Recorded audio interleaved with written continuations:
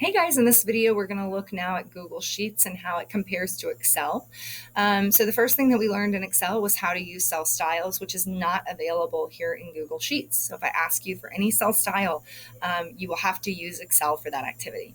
The second thing I showed you how to do is merge and center, which is available here in Google Sheets. So if I want to center my title, Esports Insurance, and by the way, notice I already typed in the data I already had before. If you want to pause the video and do that really quickly, you can, or copy the data from the Excel spreadsheet and paste it over here. You do want to look at the two because you do want to know how to use both.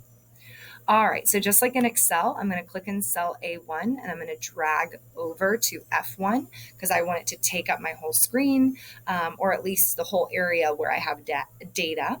And then if you're looking at this toolbar here, this little icon here represents merge cells. Notice there are some options, but nothing is merge and centering. So I'm just going to use the merge option. And then to center it, I'm just going to go to the alignment option and use the center option. So again, to merge and center, same thing as Excel pretty much. Select everything. This here is your merge cells icon. So you'll click on that and then you'll use the center align option to center that data. Now, the next thing that we can do, notice that mine has commas in it. I copy and pasted, so if you're typing in, I can't remember if it automatically gives you the comma, but if not, highlight all the data and your number types are here. So you've got your currency, so if you want to have dollar signs, you've got that there. To decrease decimal places, you've got that option as well for decreasing and increasing. Okay, I've got a percentage option here, and then the 1, 2, 3 gives me all those other options. So if I want the number, so that I just have the comma, I can click on the number option, and then again, I can decrease those decimal places. So that's where all your data types are. To use the sum function, we can still do equals sum, open parentheses, and select all the data and close that up. So that option still works.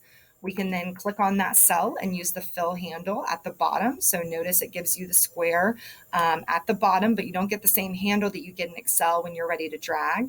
So you might need to click or double click on the cell just to check the formula. And so notice we can see the formula up here in the formula bar as we click on it.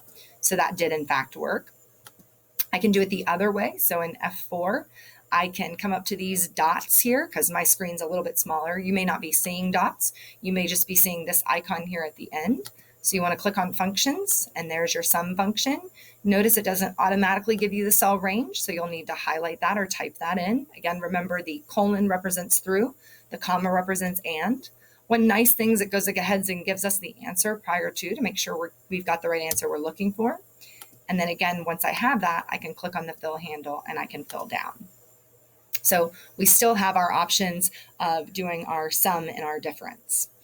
So headers and footers. All right, so if we want to add a header or a footer here, we're going to go to File, and we're going to go to Print.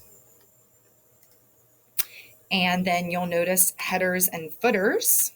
So you're going to click on that, and then you're going to scroll down and click Edit Custom Fields. And then notice you still have the boxes. So if I want to right align my name, I can do that. And notice the little options it gives you. So centered, if I want the date, it gives me a little calendar and it gives me the date options. So however I might want it to be viewed. And again, when I click off, you can see how it shows you the correct way. But when you click in, it's showing you the code. And to have that saved, I click confirm. But then obviously don't hit next and print, just hit cancel. And now if I go back to File and Print, and I go to Headers and Footers, I could go in and edit, or notice those things are still there. So you still have your header and footer options there. All right, so I think that's everything that we've gone over so far with Excel and what we can do here in Google Sheets. Remember that Google Sheets is free, and there's a reason for that because it doesn't have all those features. And even though a lot of this is nice, it may be to our benefit to use Google. And now that I'm thinking about it, I forgot to display formulas. Control tilde still works in here, but notice it doesn't do the raw data for all the numbers. It just displays the formula. That's actually one thing I like better about Google Sheets than I do about Excel. So again, I can control tilde that to get rid of those formulas. All right, so that's it for Google Sheets. See you guys next time.